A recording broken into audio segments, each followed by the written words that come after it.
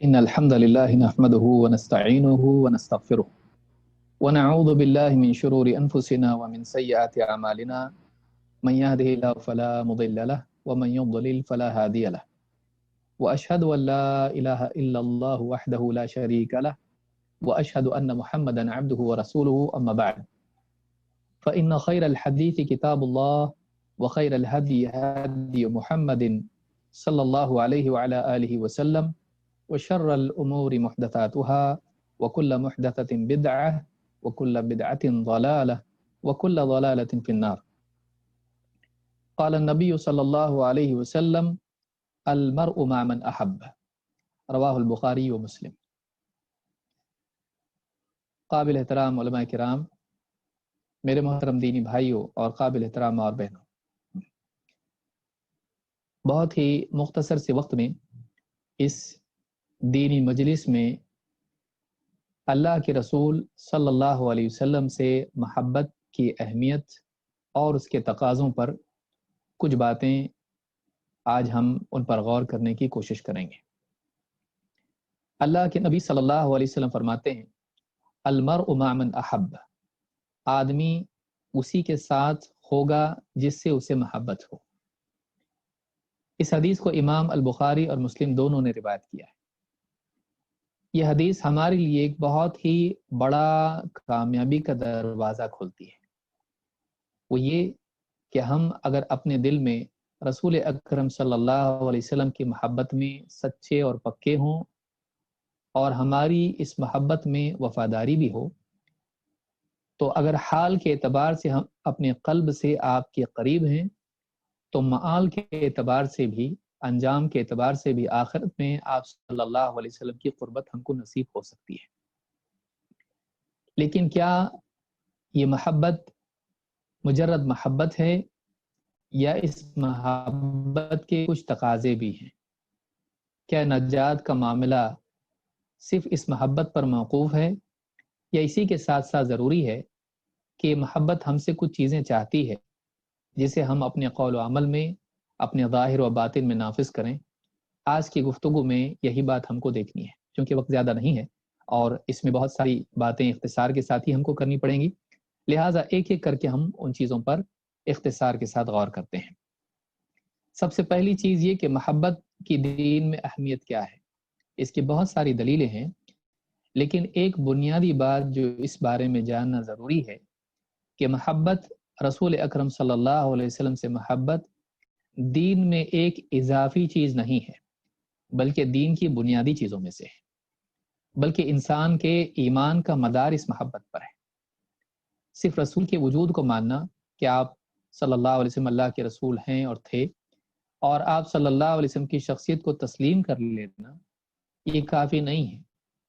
بلکہ علمی لگاؤ کے ساتھ ساتھ، علمی تعلق کے ساتھ ساتھ قلبی لگاؤ بھی رسول اکرم صلی اللہ علیہ وسلم سے آدمی کو ہونا چاہیے. اللہ کے نبی صلی اللہ علیہ وسلم نے اس چیز کو انسان کے ایمان سے جوڑا ہے. آپ فرماتے ہیں لا یؤمن احدکم حتی اکون احب الیہ من والدہ وولدہ والناس اجمعین. امام البخاری نے اس کو روایت کیا ہے. آپ فرماتے ہیں کہ تم میں سے کوئی شخص اس وقت تک مومن نہیں ہو سکتا، کامل مومن نہیں ہو سکتا، جب تک کہ میں اس کے نزدیک، اس کے باپ، اس کی اولاد اور سارے لوگوں سے زیادہ محبوب نہ ہو جاؤں. دنیا میں انسان کے تعلقات جیسے تعظیم کے اعتبار سے باپ سے ہوتا ہے، یا اسی طرح سے محبت اور شفقت کے اعتبار سے اولاد سے ہوتا ہے، یا احسان اور تعلقات کے اعتبار سے لوگوں سے ہوتا ہے. یہ جتنے بھی تعلقات کی قسمیں ہیں لوگوں سے، ان تمام تعلقات پر اگر رسول کریم صلی اللہ علیہ وسلم سے اپنی نسبت کو ہم ترجیح نہیں دیتے ہیں تو ہمارا ایمان کمزور ہے. معلوم ہوا کہ رسول اکرم صلی اللہ علیہ وسلم کے ساتھ ہمارا قلبی تعلق صرف ایموشنل معاملہ نہیں ہے، بلکہ یہ معاملہ ایمانی ہے. لہٰذا ہر انسان کو اپنے دل میں رسول اکرم صلی اللہ علیہ وسلم کی محبت کے تعلق کو جائزہ اس کا لینا چاہیے، دیکھنا چاہیے، تاکہ وہ اس کی بنیاد پر اپنے ایمان کی قوت اور اس کی پختگی کا بھی اندازہ لگا سکے. تو یہ ہوئی پہلی بات. اب آئیے اس کے بعد ہم دیکھتے ہیں کہ کیا یہ محبت کافی ہے یا اس کے نتیجے میں انسان کی زندگی میں کچھ چیزیں پیدا ہونی ضروری ہیں۔ آپ دیکھیں گے کہ ابو طالب کو بھی اللہ کے رسول صلی اللہ علیہ وسلم سے بہت محبت تھی، اور کئی مشکلات میں وہ آپ صلی اللہ علیہ وسلم کے ساتھ شریک رہے، اور اسی طرح سے آپ کی پرورش انہوں نے کی، اور اسی طرح سے آپ کو دعوتی راہ میں جو مشکلات پیش آئیں، آپ صلی اللہ علیہ وسلم کے تعاون کے اعتبار سے، آپ کے دفاع اور حفاظت کے اعتبار سے وہ ہمیشہ پیش رہے۔ لیکن کچھ چیز ان کے پاس کم ایسی تھی جس کی وجہ سے یہ محبت ان کے کام نہیں آئی اور ان کی مغفرت نہیں ہوئی۔ تو معلوم یہ ہوا کہ مجرد محبت کافی نہیں ہے، اس محبت کے کچھ تقاضے بھی ہیں، ان کو پورا کرنا بھی ضروری ہے۔ آئیے دیکھتے ہیں وہ تقاضے کیا ہیں۔ بہت ساری چیزیں، ان میں سے 10 باتیں ہم دیکھیں گے۔ نمبر 1، پہلا تقاضا یہ ہے کہ ایک انسان اللہ کے رسول صلی اللہ علیہ وسلم پر ایمان لائے کہ آپ اللہ کے رسول ہیں، اور آپ کی جتنی بھی تعلیمات ہیں ان پر ایمان لائے، ان میں سے کسی کا بھی انکار نہ کرے، نہ انکار کرے نہ شک کرے۔ اللہ تعالیٰ فرماتا ہے انما المؤمنون الذین آمنوا باللہ ورسولہ ثم لم یرتابوا۔ واقعی ایمان والے تو وہ ہیں کہ جو اللہ اور اس کے رسول پر ایمان لے آئے اور اس کے بعد انہوں نے شک نہیں کیا۔ ثم لم یرتابوا، چاہے سائنس کتنی ہی ترقی کیوں نہ کر جائے، ہم اللہ اور اس کے رسول کی بات پر ایمان رکھیں، اس میں شک نہ کریں۔ چاہے ہمارے تجربات اور مشاہدہ رسول اکرم صلی اللہ علیہ وسلم کی تعلیمات سے ٹکرائے، ہم اپنے مشاہدے اور تجربے پر آپ کی بات کو ترجیح دیتے ہوئے اس پر یقین کریں، اپنی تردید کریں اور رسول صلی اللہ علیہ وسلم کی بات کی تصدیق کریں۔ جب تک کہ یہ مقام انسان کو نہیں ملتا، واقعی وہ مومن نہیں بنتا ہے۔ لہٰذا پہلا تقاضا یہ ہے کہ ایک انسان اللہ کے رسول صلی اللہ علیہ وسلم کے لائے ہوئے دین کو تسلیم کر لے، قلب کی سطح پر اس کی حقانیت پر یقین کرے، اور تمام تعلیمات تفصیلی اعتبار سے بھی جو باتیں اس کے سامنے آئیں ان کی تصدیق کرتا چلا جائے۔ سود میں فائدہ دکھائی دے تبھی بھی اس کو نقصان اور ہلاکت مانے، شراب کی رغبت ہو تبھی بھی اس کو اپنے لیے مضر مانے، جھوٹ سے کام بنتے ہوں لیکن جھوٹ تجارت کو برباد کرتی ہے، برکت کو مٹاتی ہے، اس کا یقین ہو، چاہے مشاہدہ اس کے برخلاف ہو۔ تو پہلی چیز یہ کہ اللہ کے رسول صلی اللہ علیہ وسلم کی تمام خبروں کی تصدیق، نہ اس میں شک نہ اس کی تردید، یہ پہلی چیز ہے جس کو یاد رکھنا ضروری ہے۔ یہ سورۃ الحجرات کی آیت نمبر 15 ہے۔ دوسرا تقاضا یہ ہے کہ وہ صرف یہ نہیں کہ آپ پر ایمان لائے اور آپ سے محبت کرے، بلکہ اس محبت میں احترام بھی ہونا چاہیے۔ بچوں کی محبت ماں باپ سے ہوتی ہے، ماں باپ کی بچوں سے ہوتی ہے، محبت کی قسمیں ہوتی ہیں، لیکن رسول صلی اللہ علیہ وسلم کی جو محبت ہے اس میں احترام چھوڑنا نہیں چاہیے۔ رسول صلی اللہ علیہ وسلم کا مذاق نہ اڑایا جائے، آپ کی حدیث کا مذاق نہ اڑایا جائے، آپ کی باتوں کو ہم سنی انسنی نہ کریں، آپ کی باتوں کے بارے میں ہم لاپرواہی نہ برتیں۔ آپ صلی اللہ علیہ وسلم کا تذکرہ آئے تو اس کو عام آدمی کی طرح نہ سمجھیں، آپ کا ذکر کریں تو ایسا نہ کریں جیسے عام آدمی کی بات ہو رہی ہے، بلکہ رسول اکرم صلی اللہ علیہ وسلم کا احترام ہر حال میں ملحوظ رکھیں۔ اللہ تعالیٰ قرآن کریم میں فرماتا ہے اِنَّا أَرْسَلْنَاكَ شَاهِدًا وَمُبَشِّرًا وَنَذِيرًا، اے نبی ہم نے آپ کو بھیجا ہے رسول بنا کر، لوگوں پر گواہ بنا کر، شاہد اور خوشخبری دینے والا، اور لوگوں کو خطرے سے خبردار کرنے والا بنا کر بھیجا ہے۔ لِتُؤْمِنُوا بِاللَّهِ وَرَسُولِهِ، تاکہ اے ایمان والو، خطاب اب ایمان والوں کی طرف ہے، پہلے حصے میں رسول کی طرف تھا، اچانک اب خطاب ہے ایمان والوں سے، کیونکہ جمع کا صیغہ اور خطاب ہے یہاں پر۔ لِتُؤْمِنُوا بِاللَّهِ وَرَسُولِهِ، تاکہ اے ایمان والو تم اللہ پر اور اس کے رسول پر ایمان لے آؤ۔ یہ ہوئی پہلی بات۔ وَتُعَزِّرُوهُ، اور تم رسول کی نصرت کرو، عزرا آپ کی مدد کرو، دفاع کرو، آپ کا تعاون کرو۔ وَتُعَقِّرُوهُ، اور آپ کی توقیر کرو، آپ کا احترام کرو، آپ کی اونچی منزلت کو، مقام کو پہچانو اور اس کا اپنے دل میں اس کا احساس رکھو اور اپنے معاملات میں اس کا اظہار کرو۔ وَتُعَقِّرُوهُ وَتُسَبِّحُوهُ بُكْرَةً وَأَصِيلًا، اور تاکہ تم اللہ کی پاکی بیان کرو صبح شام۔ یہاں پر ضمیر بھی رسول سے ہٹ کے اللہ کی طرف ہے کہ رسول کی مدد کرو، رسول کی توقیر کرو، احترام کرو، اور اللہ رب العالمین کی پاکی بیان کرو صبح شام۔ تو یہ سورہ الفتح کی آیت نمبر 79، اس میں اللہ تعالیٰ نے یہ بات بیان کی ہے کہ رسول کی توقیر کی جائے۔ تو رسول صلی اللہ علیہ وسلم کو رسول ماننے کا تقاضا یہ ہے کہ آپ کو عام انسانوں کی طرح نہ مانیں، بلکہ آپ کا احترام، آپ انبیاء کے امام ہیں۔ معراج کی رات آپ نے نبیوں کی امامت کی ہے، اللہ تعالیٰ نے آسمانوں کی اور جنت کی سیر آپ کو کرائی ہے، اور قیامت کے دن آپ سارے نبیوں کے سردار اور امام ہوں گے۔ تو یہ بڑا مقام آپ کو دیا ہے، جو امتیازی شان آپ کی ہے۔ تو ہر نبی کا تو احترام ہونا چاہیے، لیکن رسول اکرم صلی اللہ علیہ وسلم کا معاملہ سب سے الگ ہے، آپ کا احترام اور بھی زیادہ ہونا چاہیے۔ تو یہ دوسری چیز ہے جو رسول صلی اللہ علیہ وسلم کے تعلق سے ہونی چاہیے۔ نمبر 3، آپ صلی اللہ علیہ وسلم کا احترام جہاں ہے، وہیں آپ کی بات کا اور آپ کے حکم کا بھی احترام ہو۔ جہاں ذات کا احترام ہے، جہاں ذات سے محبت ہے، وہیں آپ کی بات کا احترام اور بات سے بھی محبت ہونی چاہیے۔ آپ کی احادیث کا احترام ہو، آپ کی احادیث کا انکار نہ ہو، اس کا مذاق نہ ہو، اس کو پس پش ڈال کے شعر شاعری میں اور لوگوں کے قصے کہانیوں میں آدمی نہ پڑ جائے، بلکہ رسول صلی اللہ علیہ وسلم کا حکم جب سامنے آ جائے تو بڑی سے بڑی شخصیت بھی بعد میں، پہلے رسول ہے۔ رسول کے مقابلے میں کوئی اور کسی اور کی ذات کو جب ترجیح نہیں ہے تو کسی اور کی بات کو بھی ترجیح نہیں ہونا چاہیے۔ جیسے رسول کی ذات کو قبول کیا ہے، ویسے آپ کی بات کو بھی قبول کریں۔ اللہ تعالیٰ قرآن کریم میں فرماتا ہے اطیعوا اللہ ورسولہ واطیعوا اللہ ورسولہ ان کنتم مؤمنین، تم اللہ کی فرما برداری کرو اور اس کے رسول کی فرما برداری کرو اگر تم ایمان والے ہو تو، اگر تم مومن ہو تو رسول۔ تو یہ تیسری چیز ہے، اللہ کے رسول صلی اللہ علیہ وسلم کے حکم کی تعمیل ہونی چاہیے۔ آپ کی ذات کے احترام کے ساتھ آپ کی بات کا بھی احترام ہونا چاہیے۔ چوتھی چیز اس میں یہ ہے کہ جہاں اللہ کے رسول صلی اللہ علیہ وسلم کے فرامین کا انسان پاس و لحاظ رکھتا ہے، وہیں منع کی ہوئی چیزوں سے بھی بچے۔ کہ آپ صلی اللہ علیہ وسلم نے کچھ حکم دیے ہیں جن کو آدمی کو کرنا ہے، اور جن چیزوں سے آپ نے منع کیا ہے ان سے آدمی کو بچنا ہے۔ دونوں میں اپنی اپنی ایک نوعیت ہے، کہ جیسے نماز کا حکم ہے، روزوں کا حکم ہے، یا اس طرح سے دوسرے احکام ہیں، ان کی تعمیل کرنے میں نفس رکاوٹ ڈالتا ہے، کیونکہ نفس آرام چاہتا ہے۔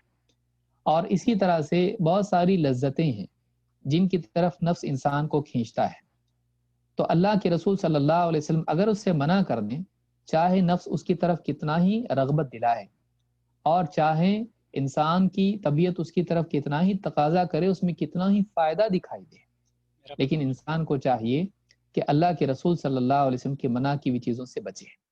اللہ تعالیٰ قرآن کریم میں فرماتا ہے وَمَا آتَاكُمُ الرَّسُولُ فَخُذُوهُ وَمَا نَهَاكُمْ عَنْهُ فَانْتَهُوا، جو کچھ رسول تمہیں دیں اسے قبول کر لو، اسے لے لو، اور جس سے آپ منع کر دیں اس سے رک جاؤ۔ وَمَا نَهَاكُمْ عَنْهُ فَانْتَهُوا، اللہ کے رسول صلی اللہ علیہ وسلم کے زمانے میں لوگ شراب پیا کرتے تھے، مسلمان بھی شراب پیتے تھے، تب تک کہ شراب کی حرمت کا حکم نہیں آیا تھا، لیکن جیسے ہی شراب کے حرام ہونے کا حکم آیا، لوگوں کے پاس سالوں کی پرانی شرابیں رکھی ہوئی تھی جو بہت قیمتی مانی جاتی ہے، لیکن انہوں نے ان شرابوں کے برتنوں کو توڑ کے، تو یہ مزاج مسلمان کا ہونا چاہیے کہ اللہ کے رسول صلی اللہ علیہ وسلم جب کسی چیز سے منع کر دیں تو آپ کی محبت، آپ کا احترام، آپ پر ایمان کا تقاضا یہ ہے کہ انسان اس چاہت کے باوجود، طبیعت کی رغبت کے باوجود بھی اس چیز کو چھوڑنے کے لیے تیار ہو، آمادہ ہو، اور چھوڑ دے عملاً بھی۔ تو یہ بھی چیز ہے جس کا اہتمام ہونا چاہیے زندگی میں، یہ تقاضا ہے محبت کا۔ یہ سورۃ الحشر کی آیت نمبر 7 ہے۔ نمبر 5، اللہ کے رسول صلی اللہ علیہ وسلم کی سنتوں کی اتباع، کہ اس کی پوری زندگی، اس کا بیدار ہونے سے لے کر سونے تک کا معاملہ، یا کھانا پینا، لباس، اور اس کا بولنا اور اس کا سننا، اس کا چلنا پھرنا، اس کے سارے جذبات رسول اکرم صلی اللہ علیہ وسلم کی سنت کے تابع کرنے والا ہو۔ اللہ تعالیٰ قرآن کریم میں فرماتا ہے قُلْ إِن كُنتُمْ تُحِبُّونَ اللَّهَ فَاتَّبِعُونِي يُحْبِبْكُمُ اللَّهُ وَيَغْفِرْ لَكُمْ ذُنُوبَكُمْ وَاللَّهُ غَفُورٌ رَحِيمٌ۔ یہ سورہ آل عمران کی آیت نمبر 31 ہے۔ اللہ تعالیٰ فرماتا ہے اے نبی، آپ لوگوں سے کہہ دیجئے اگر تم واقعی اللہ سے محبت کرتے ہو، میری اتباع کرو، مجھ کو فالو کرو، میری پیروی کرو، یحببکم اللہ، اللہ تعالیٰ بھی تم سے محبت کرے گا۔ وَيَغْفِرْ لَكُمْ ذُنُوبَكُمْ، اور تمہارے گناہوں کی مغفرت بھی فرمائے گا۔ واللہ غفور الرحیم، اور اللہ تو بڑا مغفرت کرنے والا، رحم فرمانے والا ہے۔ اس آیت میں اللہ تعالیٰ نے بتلا دیا کہ اللہ کی محبت پانے کا راستہ اور اللہ رب العالمین سے محبت کے دعوے کی صداقت کی دلیل رسول اکرم صلی اللہ علیہ وسلم کی اتباع ہے۔ چاہے زبان سے کتنی دعوے کر لے اللہ سے محبت کرتے ہیں، زندگی میں اگر سنت کی اتباع نہیں ہے تو ایسا دعویٰ مقبول نہیں۔ یا اسی طرح سے اگر آدمی چاہتا ہے کہ اللہ تعالیٰ اس سے محبت کرے تو صرف تمنا سے یہ چیز حاصل نہیں ہوتی ہے، بلکہ اللہ کے رسول صلی اللہ علیہ وسلم کی اتباع سے یہ چیز نصیب ہو سکتی ہے۔ لہٰذا آدمی کو چاہیے کہ وہ اللہ کے رسول صلی اللہ علیہ وسلم کی اتباع کرنے والا ہو۔ نمبر 6، اللہ کے رسول صلی اللہ علیہ وسلم کے لائے ہوئے دین کی حفاظت اور اس کی تبلیغ، اس کا اہتمام آدمی کرے کہ وہ آپ صلی اللہ علیہ وسلم کی باتوں کو اگر اہمیت دیتا ہے تو اپنی ذات تک اس کو محدود نہ رکھے، بلکہ اس کی اشاعت کی بھی فکر کرے اور لوگوں تک خیر کی باتوں کو پہنچائے۔ اور رسول اکرم صلی اللہ علیہ وسلم کی ساری باتیں خیر کی ہیں۔ اللہ کے نبی صلی اللہ علیہ وسلم فرماتے ہیں، نضر اللہ امرأ سمع منا حدیثا فحش، رکھے تر و تازہ رکھے اس انسان کو جو ہم سے کوئی حدیث سنے اور اسے یاد رکھے، محفوظ کر لے اور جوں کا توں دوسرے تک پہنچا دے۔ تو اس حدیث سے بات معلوم ہوتی ہے، یہ ترمذی کی حدیث ہے اور صحیح الجامع صغیر میں شیخ الالبانی نے اس کو صحیح کہا ہے۔ اس حدیث سے معلوم ہوتا ہے کہ پیارے رسول صلی اللہ علیہ وسلم نے اس آدمی کو دعا دی۔ کس چیز کی دعا دی؟ اللہ تعالیٰ تر و تازہ رکھے اس کو، خوشحال رکھے اس کو، اس کے چہرے کو رونق والا بنا دے۔ تو یہ جو ہے خوشی اور تازگی اس آدمی کو نصیب کرے جو 3 کام کرے۔ پیارے رسول صلی اللہ علیہ وسلم کی حدیث کو سنیں، ان کو محفوظ رکھے اور دوسروں تک پہنچائے۔ تو رسول اکرم صلی اللہ علیہ وسلم کی محبت کے تقاضوں میں سے ایک یہ بھی ہے کہ آپ صلی اللہ علیہ وسلم کی تعلیمات کو، آپ کی سنتوں کو عام کریں، آپ کے دین کی اشاعت کی فکر کریں۔ نمبر 7، آپ صلی اللہ علیہ وسلم پر درود و سلام کا اہتمام کرنا۔ اللہ تعالیٰ قرآن کریم میں فرماتا ہے، ان اللہ و ملائکتہ یصلون علی النبی یا ایھا الذین آمنوا صلوا علیہ وسلموا تسلیما۔ سورۃ الاحزاب آیت نمبر 56۔ اللہ تعالیٰ فرماتا ہے، یقیناً اللہ تعالیٰ خود اور اللہ کے فرشتے بھی اس نبی پر، محمد صلی اللہ علیہ وسلم پر صلات بھیجتے ہیں، درود بھیجتے ہیں۔ تو اے ایمان والو، تم بھی اللہ کے رسول صلی اللہ علیہ وسلم صلات اور خوب خوب سلام بھیجتے رہو۔ اس آیت میں رسول اکرم صلی اللہ علیہ وسلم پر صلات و سلام کی تعلیم اور اس کا حکم دیا گیا ہے۔ رسول صلی اللہ علیہ وسلم نے ہمارے لیے بہت ساری قربانیاں دیں، اس دین کی حفاظت کر کے ہم تک پہنچایا، اس کے لیے تکلیفیں اٹھائیں، اللہ تعالیٰ سے گڑا کر امت کے لیے بہت کچھ مانگا، اور قیامت کے دن بھی آپ صلی اللہ علیہ وسلم امتیوں کو جہنم سے بچانے کی سفارش کریں۔ امتی کے لیے ضروری ہے کہ اس احسان کے بدلے اللہ کے رسول صلی اللہ علیہ وسلم کے لیے اللہ تعالیٰ سے دعا کرتا رہے۔ یہ اس پر حق ہے اللہ کے رسول صلی اللہ علیہ وسلم کا، اور یہ امر ہے اللہ تعالیٰ کا۔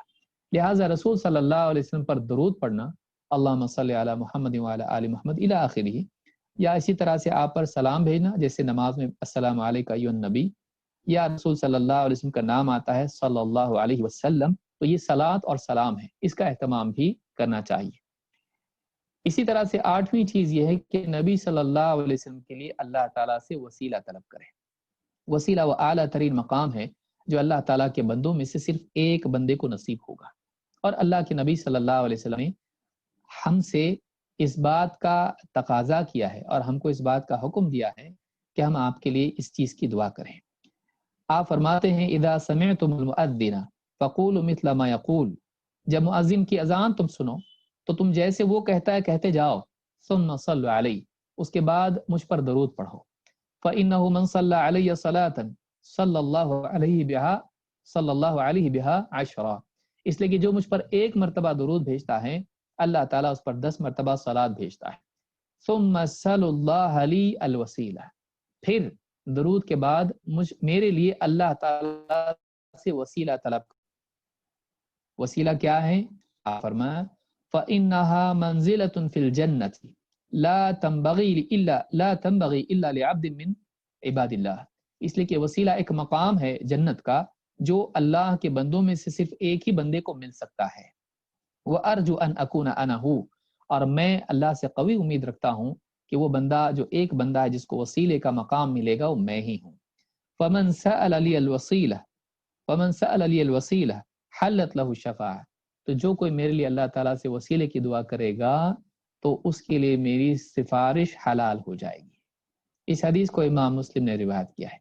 تو اس سے بات معلوم ہوتی ہے کہ واقعی جو محبت کرتا ہے رسول صلی اللہ علیہ وسلم سے، وہ چاہے گا کہ وہ مقام آپ ہی کو ملے، اور اللہ تعالیٰ سے ملے گا ہر اذان کے بعد، اذان کے الفاظ کا جواب دینا، پھر درود پڑھنا، پھر وسیلے کی دعا کرنا۔ وہ دعا ہم کو یاد ہونا چاہیے، اللہم رب ہذہ الدعوۃ التامہ، اور پوری دعا ہے۔ نمبر 9، نہ صرف اللہ کے رسول صلی اللہ علیہ وسلم کا احترام اور آپ سے محبت، بلکہ اس محبت کے تقاضے میں سے یہ بھی ہے کہ آپ کے اہل بیت اور آپ کے صحابہ کا احترام کریں، ان کی تعظیم کریں اور ان سے محبت کریں۔ اہل بیت کون ہیں؟ نبی صلی اللہ علیہ وسلم کے گھر والے، آپ کے خاندان والے۔ اور صحابہ کون ہیں؟ جنہوں نے ایمان کی حالت میں آپ صلی اللہ علیہ وسلم کو دیکھا ہے، آپ سے ملاقات کی، اور اسی پر ان کا خاتمہ ہوا۔ اللہ کے نبی صلی اللہ علیہ وسلم فرماتے ہیں وَأَهْلُ بَيْتِي أُذَكِّرُكُمُ اللَّهَ فِي أَهْلِ بَيْتِي كُمُ اللَّهَ فِي أَهْلِ بَيْتِي أُذَكِّرُكُمُ اللَّهَ فِي أَهْلِ بَيْتِي، میرے اہل بیت، میرے گھر والے، میں تمہیں اللہ کا خوف دلاتا ہوں اپنے گھر والوں کے بارے میں، میں تمہیں تنبیہ کرتا ہوں، اللہ کی طرف سے نصیحت کرتا ہوں اپنے گھر والوں کے بارے میں، میں تمہیں اللہ سے ڈراتا ہوں اپنے گھر والوں کے حق کے بارے میں، ان احترام کے بارے میں۔ اس حدیث کو امام احمد نے روایت کیا اور مسلم میں بھی فرق کے ساتھ یہ حدیث آئی ہے۔ تو اس حدیث سے بات معلوم ہوتی کہ اللہ کے نبی صلی اللہ علیہ وسلم نے بالتأکید اپنے گھر والوں کا خیال رکھنے کے لیے امت کو تاکید کی ہے، حکم دیا ہے۔ لہٰذا نبی کریم صلی اللہ علیہ وسلم کے جتنے اہل بیت ہیں ان کا احترام ہو، ان کی تعظیم و توقیر ہو، اور اسی طرح سے آپ کے صحابہ کا بھی حق ہم پر بنتا ہے جو اسی کے ضمن میں آتا ہے۔ آپ نے فرمایا لا تسبوا اصحابی، میرے صحابہ کو برا مت کہو، میرے صحابہ کو گالی مت دو۔ فوالذی نفسی بیدہ لو ان احدکم انفق مثل احد ذهبا ما بلغ مد احدہم ولا نصیفہ، اس ذات کی قسم جس کے ہاتھ میں میری جان ہے، اگر تم میں سے کوئی شخص احد پہاڑ کے برابر سونا بھی صدقہ کر دے تو ان کے ایک مٹھی بھر اناج یا کوئی چیز اس کے برابر وہ نہیں ہو سکتا ہے، بلکہ اس کا آدھا بھی نہیں ہو سکتا ہے۔ یعنی صحابہ نے مٹھی بھر اگر کچھ صدقہ دیا ہو، ایک مد دیا ہو انہوں نے، تو اس کے برابر بھی ہمارا پہاڑ سونا صدقہ کرنا اس کے برابر نہیں ہو سکتا ہے۔ تو اس حدیث کو امام البخاری اور مسلم دونوں نے روایت کیا ہے، جس سے معلوم ہوتا ہے کہ آپ نے فرمایا لا تسبوا اصحابی، میرے صحابہ کو برا مت کہو۔ اس دور میں بہت سارے فتین یہ کام انجام دے رہے ہیں۔ اللہ کے رسول صلی اللہ علیہ وسلم کے صحابہ کا احترام ضروری ہے۔ ان کے آپس کے اختلافات کو اچھال کر لوگوں کے درمیان ان کی شخصیت کو مجروح ثابت کرنے کی کوشش کرنا یا ان کے بارے میں شک شبہ پیدا کرنا، یہ دین کی بنیادوں کو ڈھانے کی کوشش ہے۔ اللہ بخشتا نہیں ایسے لوگوں کو۔ اللہ تعالیٰ قیامت کے دن تو سزا دے گا ہی، بعض اوقات دنیا میں بھی دیتا ہے، اور ان کا مکر و فریب لوگوں کے سامنے کر دیتا ہے۔ صحابہ کا احترام کرنا، یہی وہ لوگ ہیں جنہوں نے اللہ کے رسول صلی اللہ علیہ وسلم کا ساتھ دیا اور آپ سے علم لے کر ہم تک پہنچا ہے۔ اس لیے تمام صحابہ کے بارے میں اپنی زبان کو محفوظ رکھنا چاہیے۔ نمبر 10، اللہ کے رسول صلی اللہ علیہ وسلم کی محبت کا تقاضا یہ ہے کہ آپ کا دفاع کرے اور آپ کی مدد کرے۔ جس سے محبت ہوتی ہے اس کے خلاف بات سننا برداشت نہیں کرتا ہے، اس پر الزام کی صفائی پہلے دیتا ہے، اس کا انتظار نہیں کرتا ہے۔ یہ محبت کا تقاضا ہوتا ہے کہ جس سے محبت ہوتی ہے اس کی عزت پر آنچ آتے دیکھ کر آدمی خود کھڑا ہو جاتا ہے اس کی عزت بچانے کے لیے، انتظار نہیں کرتا کہ وہ خود بولے۔ اللہ کے نبی اللہ تعالیٰ قرآن کریم میں فرماتا ہے فَالَّذِينَ آمَنُوا بِهِ وَعَزَّرُوهُ وَنَصَرُوهُ وَاتَّبَعُوا النُّورَ الَّذِي أُنزِلَ مَعَهُ أُولَٰئِكَ هُمُ الْمُفْلِحُونَ، تو جو لوگ ایمان لائے اس رسول پر، محمد صلی اللہ علیہ وسلم پر، وَعَزَّرُوهُ اور آپ کی توقیر کی، وَنَصَرُوهُ اور آپ کی مدد کی۔ علماء نے یہی تفسیر کی کہ عَزَّرُوا آپ کی تعظیم کی، وَنَصَرُوا آپ کی مدد کی، وَاتَّبَعُوا النُّورَ الَّذِي أُنزِلَ مَعَهُ اور اس نور کی اتباع کی جو آپ کے ساتھ نازل ہوا ہے، قرآن کریم، وحی جس کو آپ کہیں، چاہے وحی قرآن ہو یا قرآن کی تفسیر ہو حدیث کی شکل میں، سنت کی شکل میں، اولئک هم المفلحون، یہی وہ لوگ ہیں جو کامیاب ہونے والے ہیں۔ تو اللہ تعالیٰ نے کامیابی کو اس سے بھی جوڑا ہے کہ ایک آدمی آپ صلی اللہ علیہ وسلم کا دفاع کریں اور آپ کی مدد کرے۔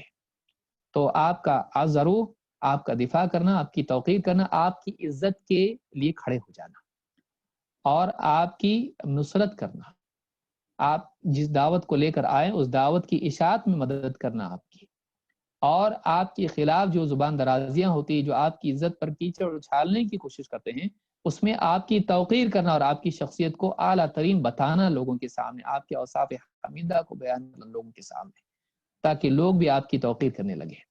تو یہ 10 باتیں ہیں جو میں نے ذکر کی۔ اللہ رب العالمین سے دعا ہے، وقت ہو گیا ہے، اللہ تعالیٰ سے دعا ہے کہ اللہ تعالیٰ ہم سب کو رسول اکرم صلی اللہ علیہ وسلم سے اعلیٰ ترین محبت کرنے کی توفیق عطا فرمائے۔ رسول کی محبت اللہ کی محبت کی تابع ہے۔ سب سے زیادہ والذین آمنوا اشد حبا للہ، شیخ ابھی ایمان والے تو ہیں جو اللہ سے سب سے شدید محبت کرتے ہیں۔